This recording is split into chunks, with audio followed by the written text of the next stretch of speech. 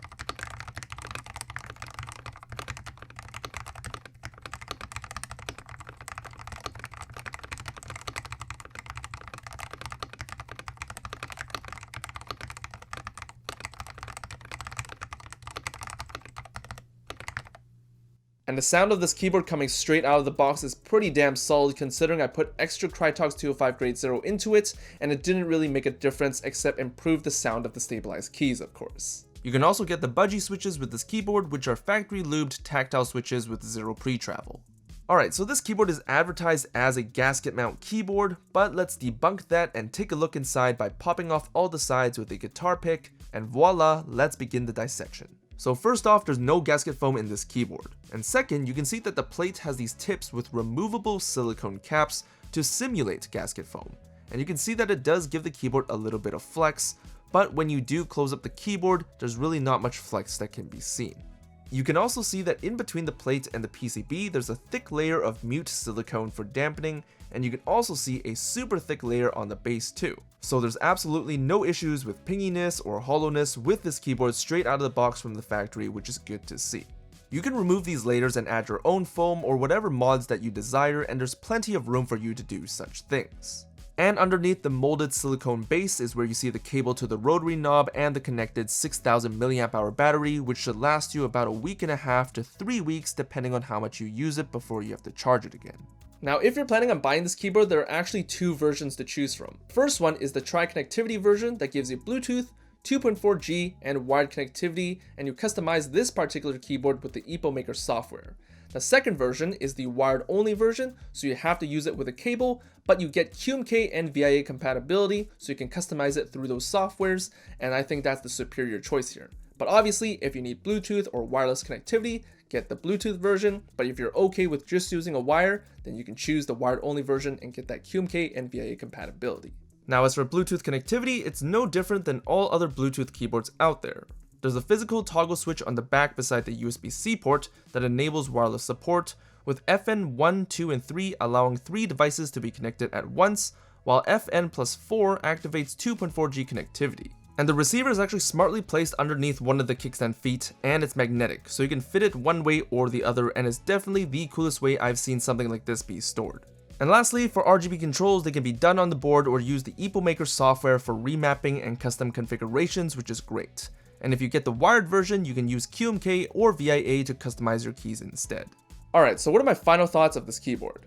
First off, I've had this keyboard since the beginning of June, and I'm pretty pissed that I've been so busy that this video is coming out now, way past the Kickstarter deadline. And second off, I gotta say that this keyboard is pretty good for the price that you're paying for. It's $150, which is not considered budget, but it does come with a lot of features. It has a 96% layout, which has almost all the benefits of a 100% keyboard, but in a smaller form factor, which I personally enjoy more. We've got pre-lube switches, hot swappable south-facing sockets, high quality PBT keycaps, RGB lighting, 2 levels of sound dampening silicone, and a volume wheel. And the fact that there's a Bluetooth version and a wired only version that has QMK and VIA compatibility is definitely a huge plus here. Now we can't talk about the TH96 without talking about its closest competitor in terms of bigger brands, the Keychron Q5. Now that keyboard is $205 for the fully assembled knob version, which is $55 more than the TH96. And with those $55, you get a fully anodized aluminum case that feels really nice and has a bunch of colors to choose from, and you also get a real gasket mount unlike the fake silicone one found on the TH96. The Q5 also has a physical switch that lets you change between Windows OS and Mac OS, which is definitely a preferred feature for those who use both systems. Now the TH96 also has Mac and Windows compatibility, but having 2 separate remaps that you can change on the fly is very good, and especially for people who use Linux, the Q5 is definitely the way to go. Now the silhouette of the TH96 is actually smaller than the Q5, but the Q5 makes up for it by having a smaller volume wheel. The numpad area on the Q5 is packed with keys, but on the TH96, because the volume wheel is so big, you actually lose a couple of crucial keys for data entry and number crunching. So if you're looking for a keyboard to do that type of work, the Keychron Q5 is definitely the way to go, and it's probably the biggest downside of the TH96. Personally, I would definitely spend the extra $55 to get that build quality in the Q5, but on a budget perspective, the TH96 is a really good deal because you've got all the flexibility in the world and you don't have to spend extra money to make it sound good. But let me know what you guys think about the TH96. Is it a good keyboard? Are all the features worth the money that you're paying for? Or would you rather spend a little more money to get that fancier Keychron Q5? Or maybe you want to go the other direction and want to get an even cheaper, more budget-friendly keyboard because $150 is still too much to spend for a keyboard. Let me know in the comments down below. Thanks for watching, and I'll see you guys later. Peace.